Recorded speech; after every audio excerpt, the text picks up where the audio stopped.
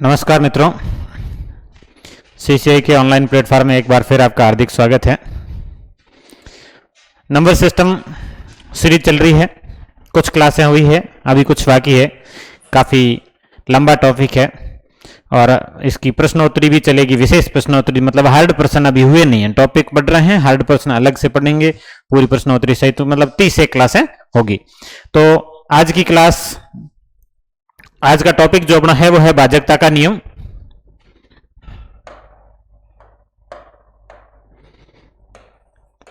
भाजकता के नियम।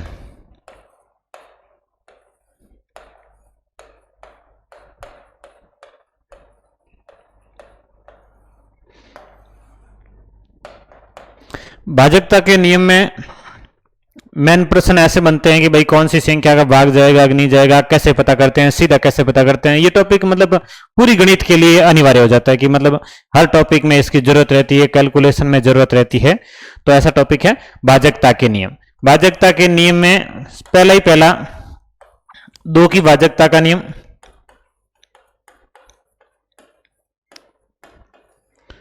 दो की भाजकता का नियम।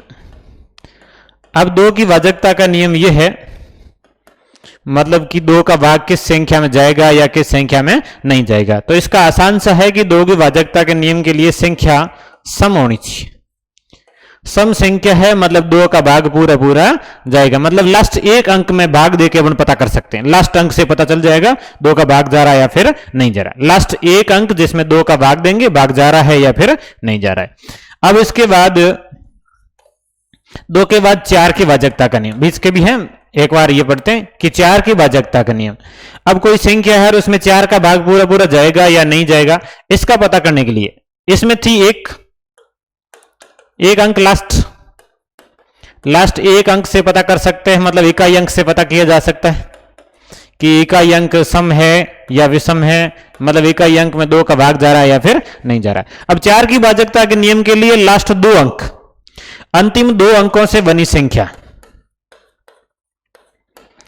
अंतिम दो अंकों से बनी संख्या, अंतिम दो अंकों से बनी संख्या चार से भाज्य हो अथवा चार से भाज्य हो अथवा दोनों शून्य हो, कि लास्ट के दोनों अंक जीरो हो या लास्ट दो अंकों से बनी संख्या चार से भाज्य हो, तो उस पूरी संख्या में चार का भाग पूरा पूरा जाएगा। जनरल सा उदाहरण, जैसे ये कोई संख्या लिखी और इसमें आपको पूछ लिया जाए कि चार का भाग जाएगा कि नहीं जाएगा। तो चार का भाग जाएगा या नहीं जाएगा इसका पता करने के लिए अंतिम दो अंक, अंतिम दो अंकों से बनी संख्या, अंतिम दो अंकों से बनी संख्या यहां पर है 84 और 84 में चार का भाग पूरा पूरा जा रहा है। 84 में चार का भाग जा रहा है मतलब इस पूरी संख्या में चार का भाग पूरा पूरा जाएगा। अब जैसे कोई संख्या ऐसे लिखी हो जिसके अंतिम दोनों अंक जीरो हो, कि लास्ट दोनों अंक जीरो है, इसका मतलब भी इस संख्या में चार का भाग पूरा पूरा जाएगा। यदि अंतिम दो अंक शून्य है या दो अंकों से बनी संख्या चार से भाज्य हो, तो उस पूरी संख्या में चार का भाग जाता है। यह है चार की भाजकता का नियम। दो की भाजकता के नियम में एक संख्या और चार की भाजकता के नियम में दो संख्या। अब ऐसा ही 8 की भाजकता के नियम में तीन संख्या, 16 की भाजकता के नियम में चार संख्या और 32 की भाजकता के नियम में पांच संख्या। मतलब ये भाजकता के नियम की एक सीरियल बनेगी। किस किस की सीरियल है एक बार देखिए, 2, 4, 8, 16, 32, 64 ऐसे बनेगा इन सब की। दो की भाजकता के नियम, इसको दो की पावर में लिखो, देखा दो की पावर 1 है, ये दो की पावर 2 है, ये दो की पावर 3 है, ये दो की पावर 4 है, ये दो की पावर 5 है और ये दो की पावर 6 है। ये इस तरीके से। अब दो की पावर 1 मतलब एक अंक, अंतिम, ये ध्यान रखना, अंतिम एक अंक से पता कर सकते हैं।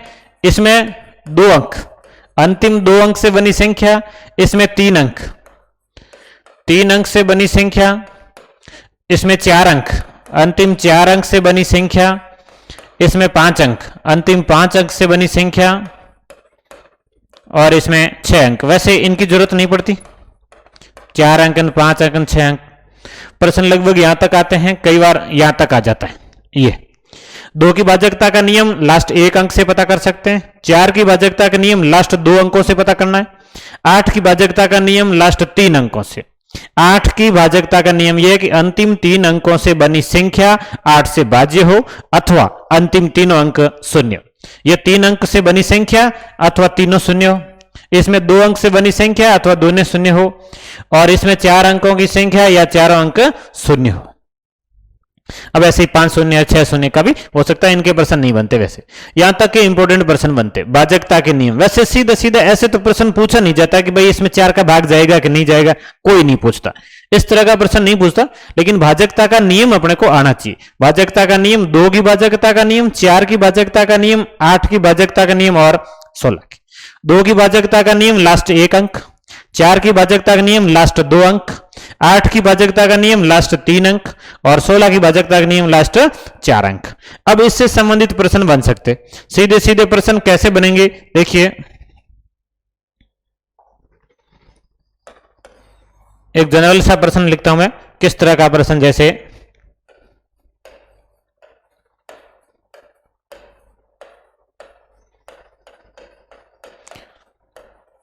4 का भाग देने पर कितना शेष बचेगा। अब इस 4 की भाजकता के नियम बहुत सारी जरूरत पड़ेगी। ऐसा प्रश्न बन सकता है, कोई बड़ी संख्या लिखिए, बहुत बड़ी संख्या लिख के पूछ दिया कि इसमें 4 का भाग देने पर कितना शेष बचेगा। यह कोई संख्या है, बहुत बड़ी संख्या लिखी और इसमें 4 का भाग देना और शेष फल ज्ञात करना है। तब 4 की भाजकता का नियम लगाना, पूरी संख्या में 4 का भाग नहीं देना। 4 की भाजकता का नियम क्या कहता है कि अंतिम 2 अंकों से बनी संख्या, अंतिम 2 अंक मतलब 62। अब आपको 62 में भाग देना 4 का, 62 में 4 का भाग देके शेष फल पता करना, उत्तर आ जाएगा। 62 में 4 का भाग देंगे तो 60 में 4 का भाग पूरा पूरा जाता है, कितना शेष बचेगा 2। ये अपना उत्तर आ गया। इस प्रश्न का उत्तर कितना आ जाएगा 2, कि इस संख्या में 62 जो लास्ट 2 अंक है उस 62 में आपको 4 का भाग देना है और 62 में 4 का भाग देने से कितना शेष बचेगा 2 शेष बचेगा। तो प्रश्न का उत्तर कितना आ गया 2, कि इस संख्या में यदि 4 का भाग दिया जाए तो शेषफल कितना होगा 2। ये इंपॉर्टेंट प्रश्न है, इस तरह से प्रश्न बन सकता है। अब दूसरा प्रश्न,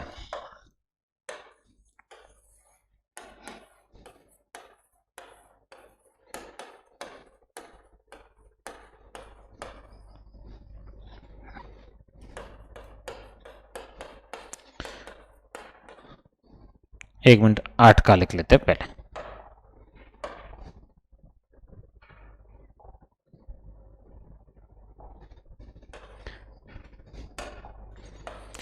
आठ का भाग देने पर कितना शेष बचेगा, यह प्रश्न। अब इस तरह की इतनी बड़ी संख्या देखी और आपको पूछ लिया जाए कि इसमें 8 का भाग देने पर कितना शेष बचेगा। अब इतनी बड़ी संख्या है, पता कैसे करेंगे। इसके लिए आपको करना होता है कि अंतिम 3 अंक, किसकी भाजकता का नियम है ये 8 की, ये 8 का भाग देना है। 8 का भाग देने में आपको यह ध्यान रखना है कि कितने अंकों की संख्या, अंतिम 3 अंकों की संख्या। अंतिम 3 अंकों से बनी संख्या में 8 का भाग देना है। अंतिम 3 अंकों से बनी संख्या क्या हो जाएगी, एक तो 0 है, संख्या बनेगी 68। 0 68 का मतलब 68 ही है और इस 68 में भाग देना है 8 का। 68 में 8 का भाग देके शेषफल पता करना है, पता कर सकते हैं, आसान सा है। 68 में 8 का भाग 8 8 64, कितना शेष बच जाएगा 4 शेष बच जाएगा, ये उत्तर आ गया। अब जब भी इतना बड़ा प्रश्न आता है तो पूरी संख्या में भाग नहीं देकर लास्ट 3 अंकों की संख्या में भाग देना। लास्ट 3 अंकों की संख्या बनी 68 और 68 में 8 का भाग देने पर कितना शेष बचेगा 4 शेष बचेगा। अब ऐसा ही प्रश्न 16 का बन सकता है। 4 का प्रश्न बनेगा, 8 का बनेगा और 16 का बनेगा। ये 3 प्रश्न बन सकते हैं, 2 4 8 16 की जो भाजकता के नियम है उससे। अब जो 16 का प्रश्न होगा उसमें लास्ट 4 अंकों में भाग देना है, 8 के प्रश्न में लास्ट 3 अंकों में और 4 के प्रश्न में लास्ट 2 अंकों में भाग देना। अब तीसरा प्रश्न लिख लेते हैं। तीसरा प्रश्न ऐसे,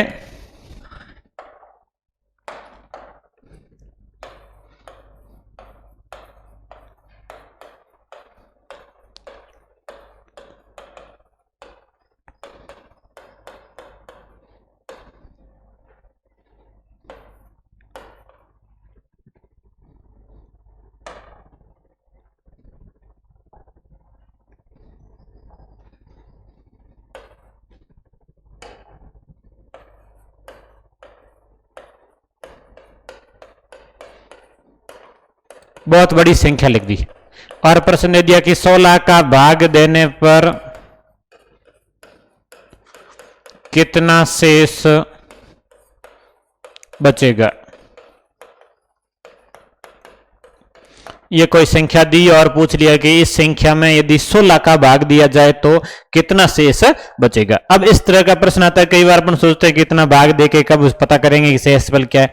तो ये प्रश्न पूरे भाग देने का नहीं है। अब इस प्रश्न में आपको भाग 16, भाजकता का नियम 16 का भाजकता का नियम क्या कहता है?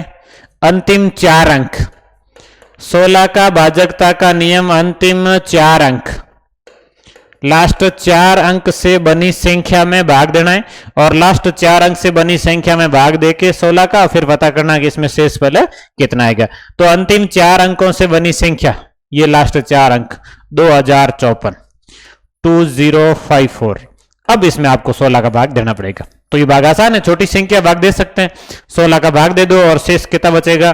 तो ये 16 एकम 16, 20 में से 16 घटेंगे 4, उधर से आ जाएगा 5, 45 में 16 का भाग देंगे, 16 का भाग 2 बार जाएगा, ये 16 दो 32। अब 45 में से 32 घटेंगे, 5 में से 2 घटेंगे 3 और 4 में से 3 घटेंगे 1। ये 45 में से 32 घटा दिया, कितना बच गया? 13 और उधर से संख्या लिख लेनी है 4। अब 16 का भाग देना है, 16 8 128, ये 16 8 128, 128 घटा लीजिए 134 में से, 134 में से घटाएंगे तो शेष बचेगा 6। तो इस प्रश्न का उत्तर आ जाएगा कितना? शेषफल कितना होगा? 6 होगा। समझ में आ गया? बहुत आसान सा प्रश्न है। प्रश्न में लास्ट 4 अंकों की संख्या, लास्ट 4 अंकों की संख्या क्या है? 2054। लास्ट 4 अंकों की क्यों ले रहे हैं? क्योंकि किसका भाग देना है? 16 का भाग देना है। 16 का भाग देना है, लास्ट 4 अंकों की बनी संख्या, 16 का भाग दिया, शेषफल कितना बच रहा है? शेषफल 6 बच रहा है। अब ये शेषफल 6 है और उत्तर कितना आ जाएगा? 6 आ जाएगा। अब आपको समझ में आ गया होगा ये प्रश्न किस किस के बनेंगे। एक बार वापस रिपीट, 2 का, 4 का, 8 का, 16 का और 32 का। 2 में अंतिम 1 संख्या, 4 में अंतिम 2 अंक, 8 में अंतिम 3 अंक, 16 में अंतिम 4 अंक और 32 में अंतिम 5 अंक। इनका पता करना होता है। ऐसा कोई शेषफल का प्रश्न आता है तो अपन भाग देके पता कर सकते हैं। ये बात आपको क्लियर समझ में आ गई होगी किस तरह से भाजकता के नियम, कौन कौन से भाजकता के नियम? 2, 4, 8, 16, 32, 64 ऐसे। नेक्स्ट, अब ये तो थे भाजकता के नियम में 2, 4, 8, 16, 32 वाले। अब इसके बाद में 3 की भाजकता का नियम।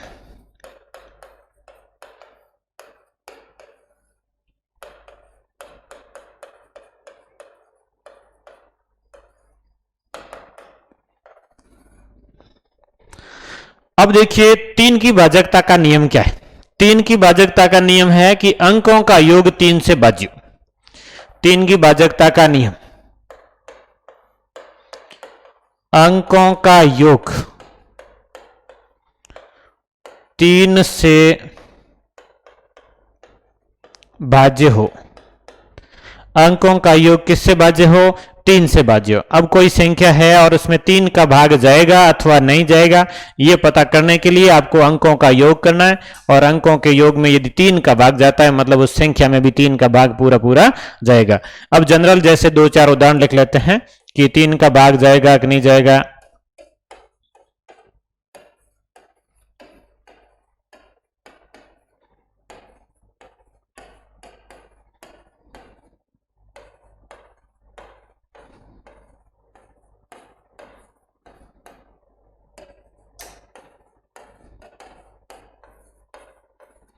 ये कुछ संख्याएं लिखी और आपको जैसे पता करना हो कि इनमें से कौन सी संख्या में 3 का भाग जाएगा और कौन सी संख्या में 3 का भाग नहीं जाएगा। इतनी बड़ी संख्या है तो भाग देने की जरूरत नहीं होती है। भाजकता का नियम लगाना, भाजकता के नियम में अंकों का योग करना है। अब इसमें अंकों का योग करते हैं। 5 2 7, 7 ये 8 6 14, 14 7 21, 21 7 ये 28, 28 1 29, ये अंकों का योग हो गया 29। 5 2 7, 8 6 14, 14 7 और 7 ये 14 14 28 ने 29। अंकों का योग 29 है और अंकों के योग 29 में 3 का भाग पूरा पूरा नहीं जा रहा। ये भाग नहीं जा रहा है, मतलब इस संख्या में 3 का भाग पूरा पूरा नहीं जाएगा। सेकंड, इसमें अंकों का योग 5 और 2 7 और 1 8, 8 और 3 11, 11 और 4 15 और 3, 15 और 3 हो गए 18। इस संख्या में अंकों का योग 2 और 5 7, 1 8, 3 11, 4 15, 15 और 3 ये 18, और 18 में 3 का भाग पूरा पूरा जा रहा है, मतलब इस संख्या में 3 का भाग पूरा पूरा जाएगा। अब नेक्स्ट ऐसा ही है, अंकों का योग कर दो, 6 2 8 और 5 13। ये पूरा जो सेट 6 2 5 है ये 13 का बन रहा है, मतलब एक सेट जो है 3 बार आ गया, मतलब भाग जाएगा, 100% जाएगा कि ये सेट कितनी बार आ गया, 3 बार आ गया। 3 की भाजकता के नियम, मतलब संख्याओं का एक सेट यदि 3 बार आ जाता है, जैसे कि इसमें भाग जाएगा, इसमें भाग जाएगा 12 12 12 जैसे लिखा है, ये 3 3 3 है, जैसे कि 121 121 121। कोई भी सेट यदि 3 बार आ जाता है, संख्याओं का एक सेट यदि 3 बार आ जाता है, मतलब उस संख्या में 3 का भाग पूरा पूरा जाएगा। तो अंकों का योग करने की जरूरत नहीं है, बाकी करो तो भी कर सकते हैं।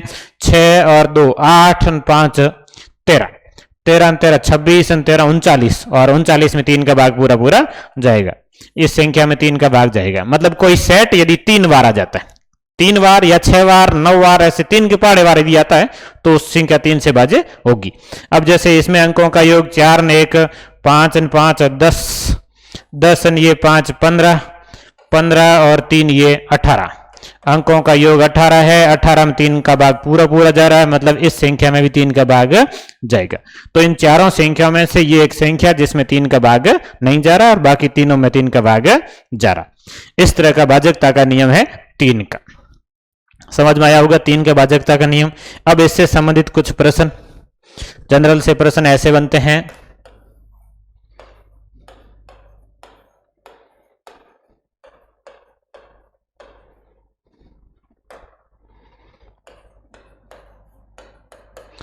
x के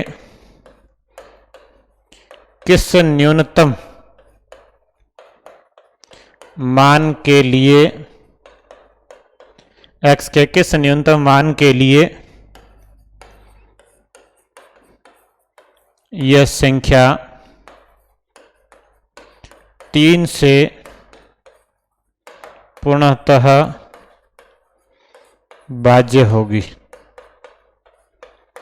x के किस न्यूनतम मान के लिए यह संख्या 3 से पूर्णतः भाज्य होगी। अब यह संख्या दे रखी है, इसमें x का मान पता करना और 3 से पूर्णतः भाज्य, मतलब इसमें 3 का भाग पूरा पूरा जा रहा है। तो यहां से देखिए अंकों का योग 3 से भाज्य होना चाहिए, उस शर्त के अनुसार अंकों का योग करेंगे। अंकों का योग करिए, 6 1 7, 7 2 9, 9 ये 9 18, 18 2 20, 20 ये 3 23। अंकों का योग कितना हो रहा है, 23 हो रहा है।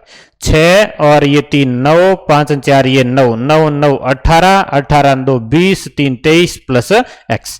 संख्या में जो अंकों का योग हो रहा है वो 23 प्लस x। एक अंक और गायब है जिसका अपने को पता करना है। अब 23 में एक अंक जोड़ना है, कम से कम कितना जोड़ने से 3 का भाग जाएगा। 23 में कम से कम कितना जोड़ें तब 3 का भाग जाएगा। 23 में यदि 1 जोड़ दें तो 24 हो जाएगा, और 24 में 3 का भाग पूरा पूरा जाएगा, तो x का मान कितना आ जाएगा, 1 आ जाएगा। इस प्रकार का प्रश्न बन सकता है 3 की भाजकता के नियम में। कोई एक अंक गायब करके वो पूछ लिया जाए तो अंकों का योग करना है। अब अंकों का योग 3 से भाज्य होना चाहिए, तो 23 में भाग जाता नहीं। 23 के बाद किस में भाग जाएगा, 24 में भाग जाएगा, मतलब 23 में कितना जोड़ना है, 1 जोड़ना है। अब दूसरा प्रश्न,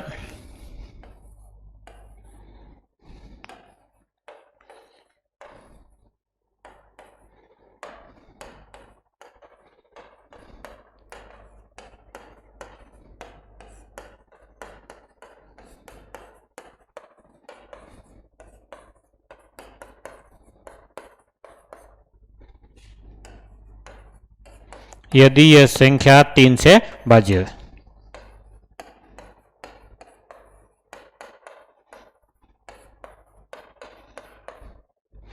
अब एक कोई प्रश्न दे दिया, इसमें एक संख्या गायब है p, और p के कितने मान संभव है यदि यह संख्या 3 से भाज्य हो। मतलब इस संख्या में 3 का भाग पूरा पूरा जाएगा और p के कौन कौन से मान संभव है, मतलब p का मान कितना रखेंगे फिर भी 3 का भाग जाएगा, ये पूछा गया। तो अंकों का योग करना है, 6 और ये 6, 6 6 12, 12 6, ये 12 6 18, 18 प्लस p, 18 प्लस p रखना है और बराबर 3 का भाग जाए ऐसी संख्या तो 18 हो सकती है।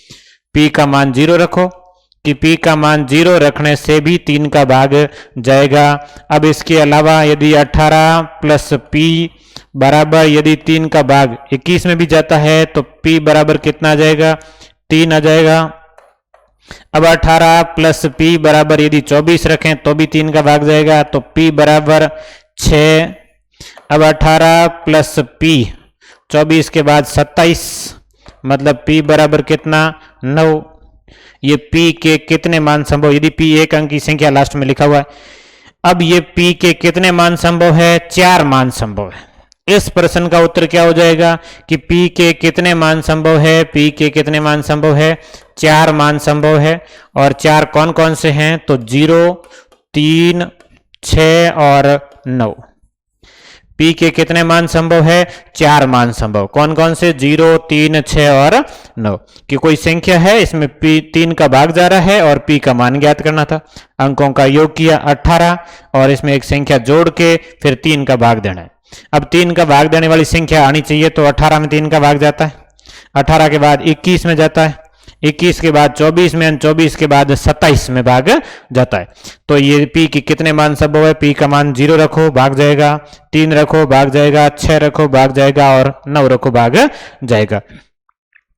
इस तरह के ये कितने मान संभव हो सकते हैं, तो ये टोटल कितने मान संभव हो सकते हैं, 4 मान सकते। अब इसमें कई बार ये भी आता है कि ऐसा प्रश्न आता है और एक शर्त दे रखी होती है कि p प्राकृत संख्या है, कि p कैसी संख्या है, प्राकृत संख्या। अब यदि p प्राकृत संख्या है तो ऐसे कितने मान संभव है, p प्राकृत संख्या है तो ये 0 प्राकृत संख्या नहीं है, बाकी के 3 संभव है। अब यही सेम प्रश्न कि यदि p प्राकृत संख्या है तो p के कितने मान संभव है, 3 मान संभव। थोड़ा सा प्रश्न चेंज हो जाता, प्राकृत संख्या होती तो p के कितने मान संभव है, 3 मान संभव है। समझ में आ गया होगा प्रश्न। 3 की भाजकता के नियम से संबंधित इस तरह के प्रश्न बन सकते हैं। अब इसके बाद में 3 के बाद 4 का भाजकता का नियम पढ़ लिया है, 5 की भाजकता का नियम। 5 की भाजकता का नियम। अब 5 की भाजकता का नियम क्या है, किस तरह से प्रश्न बनते हैं। 5 की भाजकता के नियम में मतलब किस संख्या में 5 का भाग जाएगा नहीं जाएगा, ये पता करने के लिए आपको इकाई अंक देखना होता है। और इकाई अंक 0 और 5 हो तो 5 का भाग पूरा पूरा जाएगा, अन्यथा 5 का भाग नहीं जाएगा। यदि इकाई अंक 0 और 5 है तो उस संख्या में 5 का भाग पूरा पूरा जाएगा। साधारण सा प्रश्न है, लास्ट अंक से पता कर सकते हैं, लास्ट अंक 0 है या फिर लास्ट अंक 5 है। दो ही कंडीशन भाग जाएगा और बाकी कंडीशन भाग नहीं जाएगा। अब भाग जाएगा कि नहीं जाएगा पता कर सकते हैं। शेष फल वाला प्रश्न इसमें भी बन सकता है। यह कोई संख्या आ गई, 5 से भाग देने पर कितना शेष बचेगा, 5 से भाग देने पर कितना शेष बचेगा।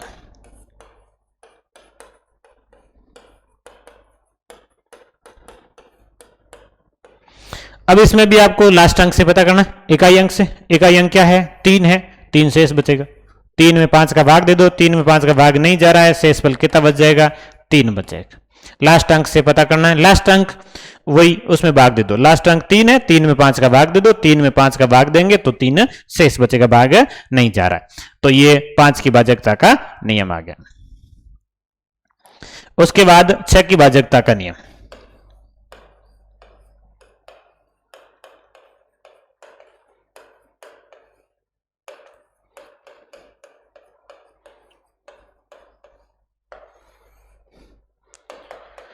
अब देखिए 6 की भाजकता का नियम क्या है, किस प्रकार है। 6 6 की भाजकता का नियम मतलब किस संख्या में 6 का भाग जाएगा या नहीं जाएगा। अब 6 की भाजकता का नियम है कि 6 के गुणनखंड करो। अभाज्य गुणनखंड 2 गुणा 3, मतलब जिस संख्या में 2 का भाग जाएगा और 3 का भाग जाएगा उस संख्या में 6 का भाग भी पूरा पूरा जाएगा। मतलब 6 की भाजकता के नियम में इन दोनों की भाजकता के नियम की शर्त लागू होनी चाहिए, एक 2 की और एक 3 की। मतलब 2 की भाजकता का नियम क्या मतलब क्या है, संख्या कैसी होनी चाहिए, सम। संख्या कैसी हो, सम संख्या हो। और दूसरी कंडीशन 3 की भाजकता का नियम अंकों का योग। सम संख्या के अंकों का योग 3 से भाज्य। किसी सम संख्या के अंकों का योग यदि 3 से भाज्य हो, 3 से भाज्य हो तो वह संख्या किससे भाज्य होगी, 6 से भाज्य होगी। सम संख्या के अंकों का योग यदि 3 से भाज्य है तो वह संख्या भी 6 से भाज्य होगी। अब इसका एक प्रश्न लिख लेते हैं।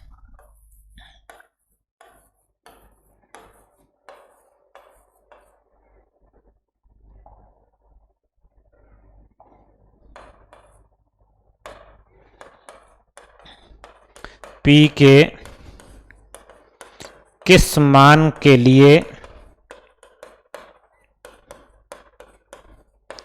यह संख्या,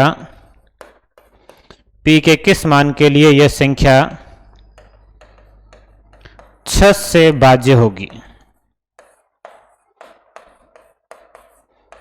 यह प्रश्न कि P के किस मान के लिए यह संख्या 6 से भाज्य होगी। अब ये आपको संख्या दे रखी है, इसमें 6 का भाग जाएगा लेकिन P का मान बताना है। अब P का किस मान, तो अंकों का योग करो पहले लास्ट। ये P एक तो कंडीशन है कि P का मतलब सम संख्या होगी उत्तर, क्योंकि 6 का भाग दे रहे हैं। 6 का भाग देने का मतलब पहली कंडीशन है कि संख्या कैसी होनी चाहिए, सम होनी चाहिए। और सम संख्या का पता कैसे चलेगा, लास्ट अंक से। लास्ट अंक कौन सा, P, ये सम संख्या होनी चाहिए। अब इसमें अंकों का योग करना, पहले तो अंकों का योग करेंगे। 5 और 2 7, 7 और 4 11, 11 और 3 14, 14 और 4 18। अब 18 प्लस P ये मान रखो और भाग जाना चाहिए किसका, 3 का। और P का मान कैसा लिखना है, सम संख्या लिखनी है। तो यहां पर सम संख्या का मतलब बराबर 18 लिखो, 3 का भाग जाएगा और P सम संख्या आ जाएगी। P का मान कितना आ जाएगा, 0। ये P का मान 0 आ गया कि P का मान कितना रखेंगे, 0 रखेंगे तो 6 का भाग जाएगा।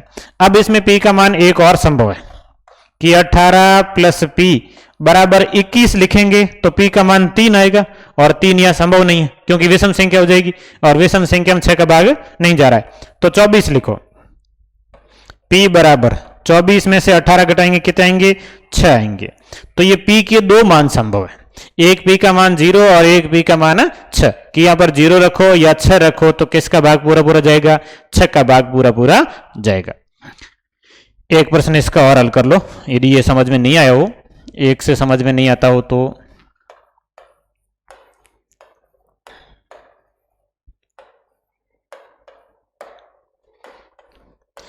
P के किस मान के लिए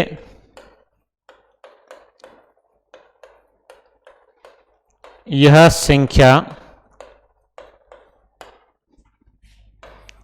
6 से भाज्य होगी।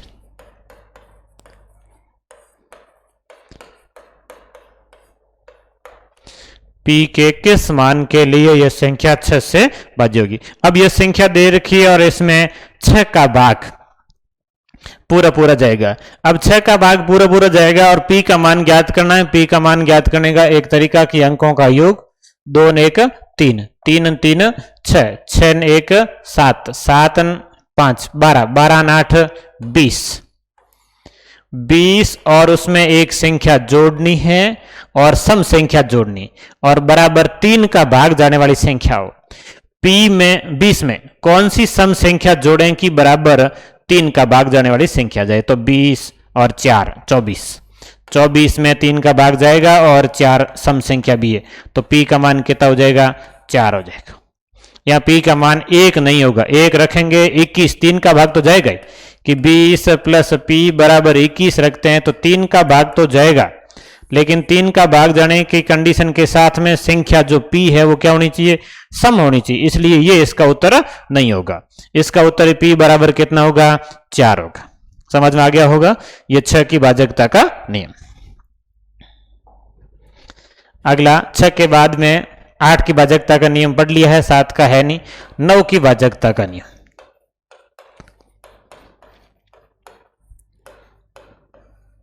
9 की भाजकता का नियम।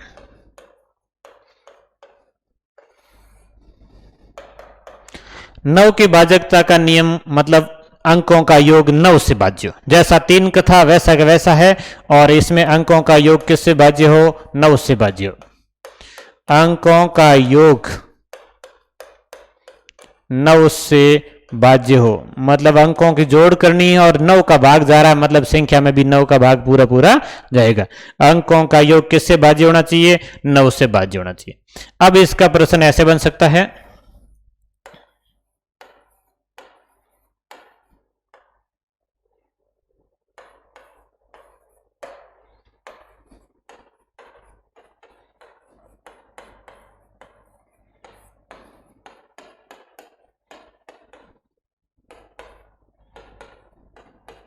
ये कोई संख्या 9 से भाज्य हो तो p का मान बताओ। 9 से भाज्य हो तो p का मान बताओ। ये संख्या 9 से भाज्य है और अब p का मान बताना है। अब p का मान कैसे बताएंगे, अंकों का योग करके 9 का भाग देना है। 5 और 2 7, 7 और 3 10, 10 और 4 14, 14 और 2 16, 16 प्लस p और बराबर 9 का भाग जाने वाली संख्या, 9 का भाग जाने वाली संख्या 16 के बाद में 18, कि ये 16 अंकों का योग साथ में p जोड़ेंगे और बराबर 9 का भाग जाने वाली संख्या लिखनी है। तो 9 का भाग जाने वाली संख्या 16 के बाद में, 16 के बाद में 9 का भाग जाने वाली संख्या 18, तो p बराबर 18 और 16, मतलब 16 में कितना जोड़ने से 18 आएगा, 2 जोड़ने से p बराबर 2 हो जाएगा। ये 9 की भाजकता के नियम से संबंधित इस तरह का प्रश्न बन सकता है। अब इसके बाद में 9 की भाजकता के नियम के अलावा प्रश्न बनता है तो 11 की भाजकता का नियम का प्रश्न बन सकता है। अपन एक 11 की भाजकता का नियम पढ़ लें। 10 की भाजकता के नियम में कुछ है नहीं कि लास्ट अंक 0 हो, और लास्ट 0 है तो उसमें 10 का भाग पूरा पूरा जाएगा। इकाई अंक 10 की भाजकता का नियम जनरली इकाई अंक देखना है। 10 की भाजकता का नियम,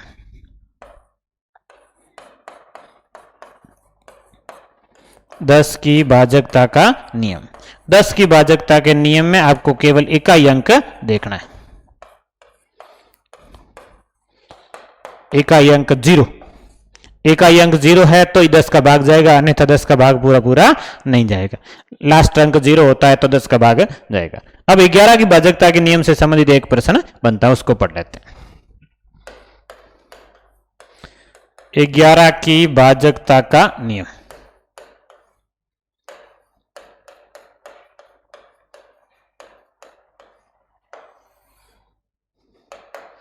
अब देखिए 11 की भाजकता का नियम क्या है, किस प्रकार है, मतलब कौन सी संख्या में 11 का भाग जाएगा या नहीं जाएगा। ये थोड़ा सा हार्ड है, आराम से समझ लीजिए।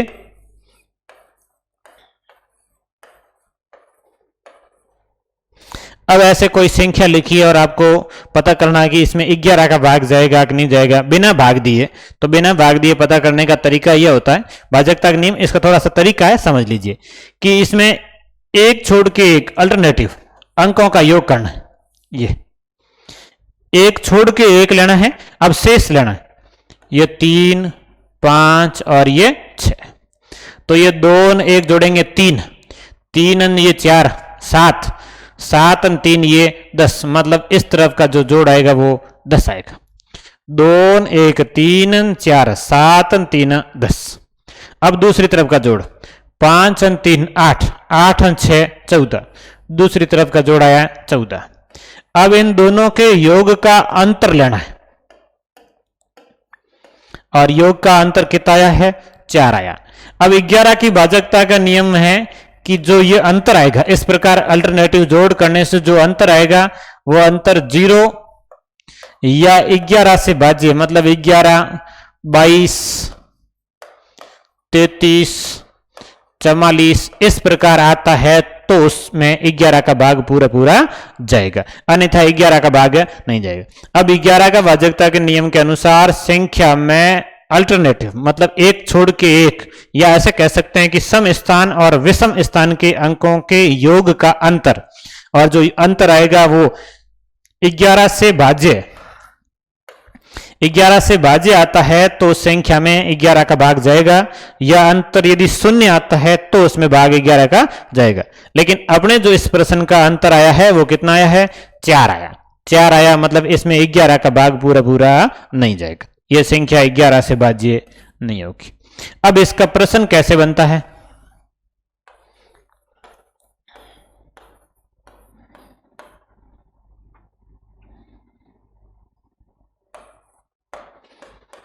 ग्यारह से भाज्य हो तो x का मान बताओ। 11 से भाज्य हो तो x का मान बताओ। यह प्रश्न कोई संख्या और उसमें एक अंक गायब करके दे दिया और 11 से भाज्य। अब 11 से भाज्य है तो इसमें x का मान कितना होगा। अब इसमें एक स्थान छोड़ के एक अंकों का योग करना होता है। अपन अंकों का योग करेंगे 2, 6 और x, ये एक तरफ का योग होगा। एक बार इसको दोबारा लिख लेते हैं, 2, 4, 6, 4 x 3, ये 2, 6 और x, 6 2 8 प्लस x। दूसरी तरफ का 4, 4 8 और 3, 4, 4 8 और 3 11। एक तरफ का योग आया 8 प्लस x और दूसरी तरफ का योग आया है 11। एक और एक छोड़ के जोड़ करनी थी, 2 और 6 और x, ये जोड़ेंगे 8 प्लस x। दूसरी तरफ ये 4 और ये 3, 4 और 4 8 और 3 कितने हो गए, 11 हो गए।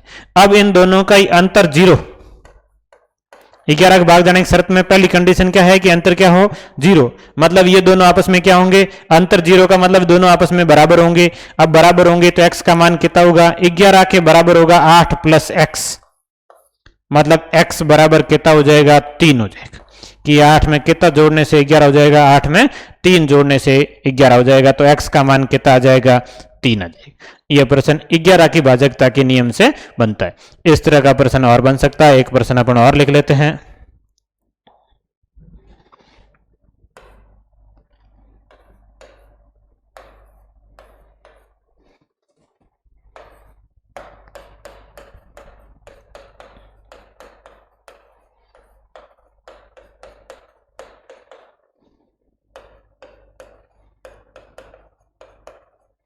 अब इसमें 2 अंक गायब है लेकिन दोनों एक जैसे हैं।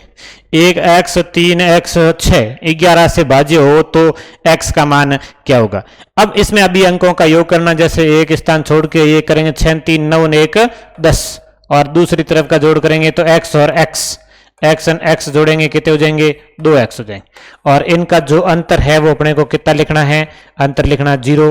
अंतर 0 लिखना मतलब दोनों आपस में बराबर होंगे, तो 2x है और 2x के बराबर 10 है, तो 1x के बराबर कितना हो जाएगा, 5 हो जाएगा। 2x के बराबर 10 है तो 1x के बराबर कितना हो जाएगा, 5 हो जाएगा। मतलब इसमें x का मान कितना रखना है, 5 रखना है। 5 रखेंगे तो इस संख्या में 11 का भाग पूरा पूरा जाएगा। इस तरह से 11 से संबंधित जो प्रश्न बन रहे हैं ये है। अब ये अंतर 0 की कंडीशन कहीं लागू नहीं होती है तो अंतर 11 करके प्रश्न हल करना होता है, और 11 नहीं हो रहा तो फिर 22 करके हल करना होता है। कई बार ऐसा होता है कि अंतर 0 हो ही नहीं रहा हो, ये संख्या मतलब उससे ज्यादा आ जाती है तो नहीं होगा। 2 5 3 8 1 6 x, इस तरह से प्रश्न आया है। ये 11 से भाज्य है, 11 से भाज्य हो तो x का मान क्या होगा। इस तरह से प्रश्न बन सकता है। अब इसमें अपने को अल्टरनेटिव अंकों का योग करना है। 2 न 3 5, 5 न 1 6, 6 न ये x, 6 प्लस x, मतलब एक तरफ का जो जोड़ हो रहा है वो हो रहा है 6 प्लस x हो रहा है। ये 2 3 5 1 6 प्लस x। अब दूसरी तरफ का 8 5 और 6, ये थोड़ा सा गलत प्रश्न आ गया, इस प्रश्न का उत्तर एक बार नहीं आएगा।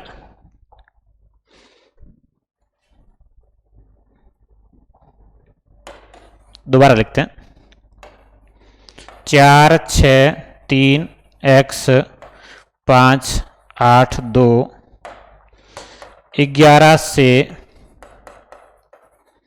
भाज्य हो तो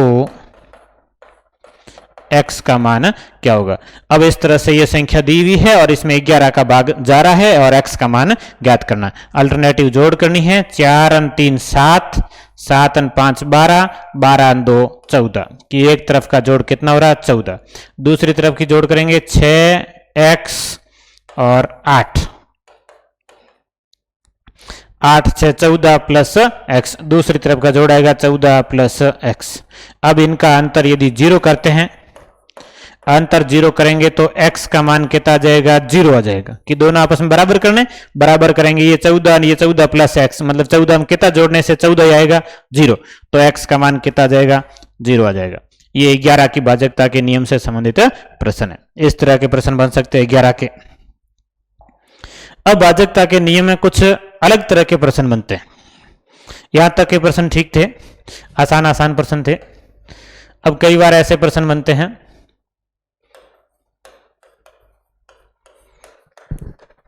कोई संख्या 72 से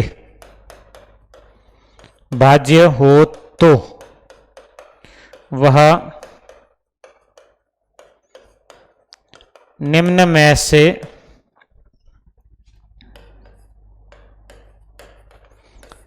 किस से भाज्य नहीं होगी। मतलब कोई संख्या जिसमें 72 का भाग जा रहा है और 72 का भाग जा रहा है तो निम्न में से किसका भाग नहीं जाएगा। इसके 4 ऑप्शन जैसे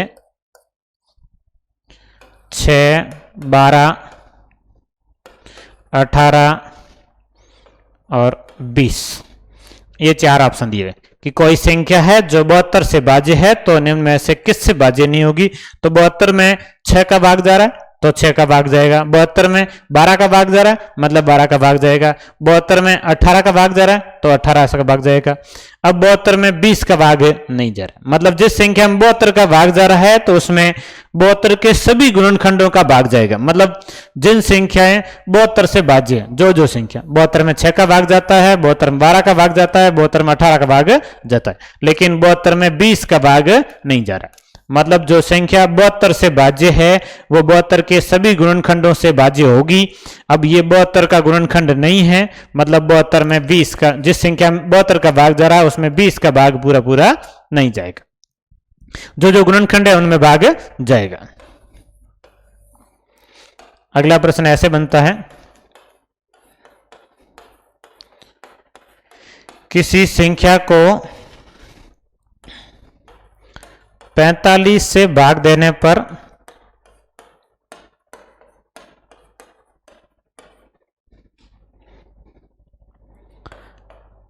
18 शेष बचता है। किसी संख्या को 45 से भाग देने पर 18 शेष बचता है तो उसी संख्या को 15 से भाग देने पर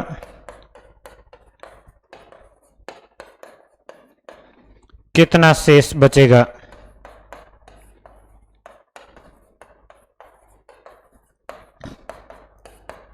यह प्रश्न है कि किसी संख्या को 45 से भाग देने पर 18 शेष बचता है तो उसी संख्या को 15 से भाग देने पर कितना शेष बचेगा। भाई जिस संख्या में 45 का भाग दे रहे हैं और भागफल होगा उसी में 15 का भाग तो पूरा पूरा जाएगा, मतलब 45 का भाग जा रहा है वहां 15 का भी भाग जाएगा, क्यों 45 में 15 का भाग पूरा पूरा जा रहा है। अब 45 का भाग देने पर जो शेष बचा था उसमें आपको भाग देके पता करना शेष कितना बचा है 18, इस 18 में 15 का भाग दो और कितना शेष, वो आपका उत्तर होगा। तो जब अपन 18 में 15 का भाग देंगे तो 15 एकम 15, कितना शेष बचेगा 3 शेष बचेगा। मतलब इस प्रश्न का उत्तर कितना आ जाएगा, शेषफल कितना होगा 3 होगा। कोई संख्या है 45 से भाग देने पर 18 शेष बचते हैं, तो उसी संख्या को 15 से भाग देंगे। 15 से भाग देंगे तो 45 में जहां तक भाग जा रहा है वहां 15 का भी जाएगा, लेकिन जो शेष है उसमें भाग देना पड़ेगा। शेष 18 और उसमें जब 15 का भाग देंगे तो शेष कितना बचेगा? 3 बचेगा। अब आपको ये समझ में आ गया होगा। इस तरह का प्रश्न ये भाजकता के नियम के संबंधित भी है। अगला,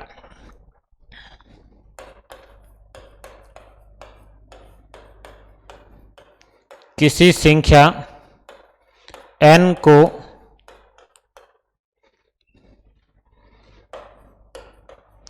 पांच से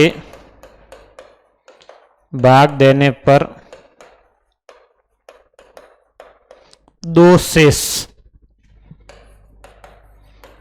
बचता है, तो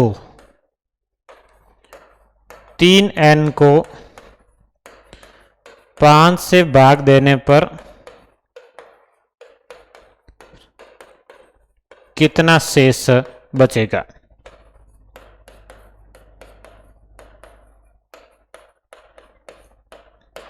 अब ये कोई संख्या n है जिसको 5 से भाग देने पर 2 शेष बचता है, तो 3n को 5 से भाग देने पर कितना शेष बचेगा?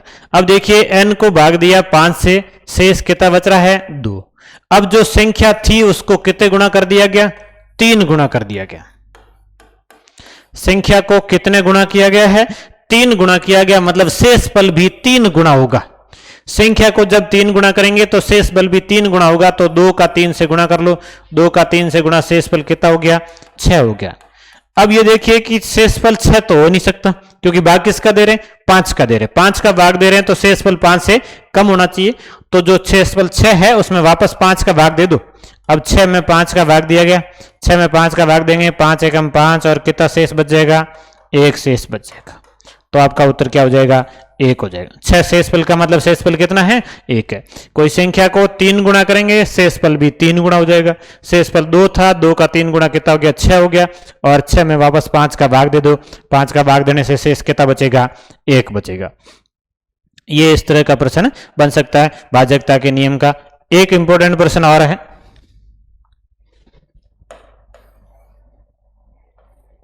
फैक्टोरियल 1, फैक्टोरियल 2, फैक्टोरियल 3, फैक्टोरियल 4, इसी तरीके से ये फैक्टोरियल 100 है, को 8 से भाग देने पर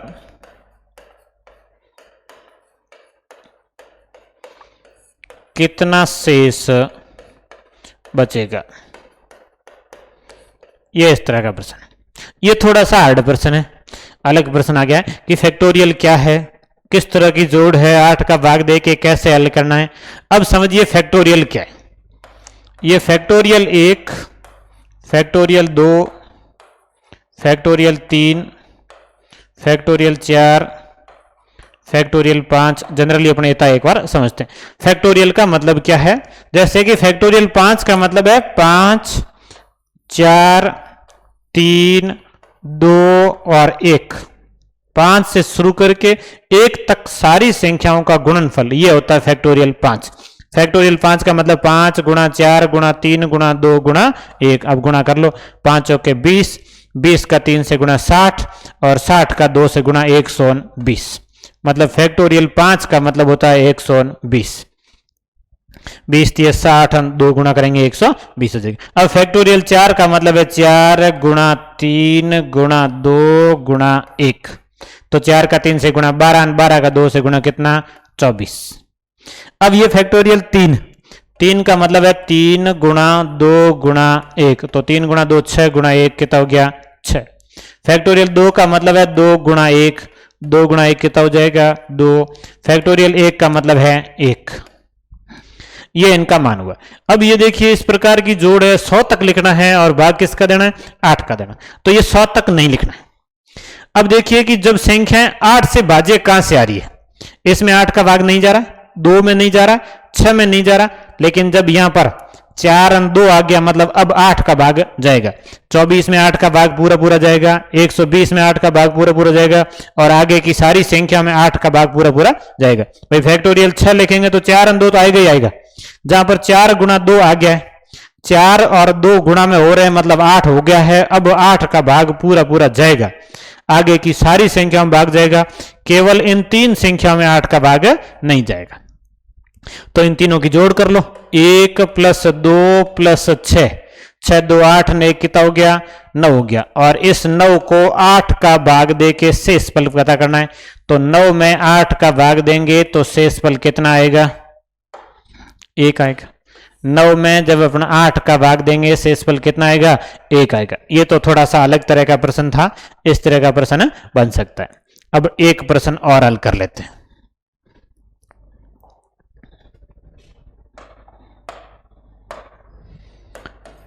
सेम ऐसा ही प्रश्न है कि फैक्टोरियल 1, फैक्टोरियल 2, फैक्टोरियल 3, फैक्टोरियल 4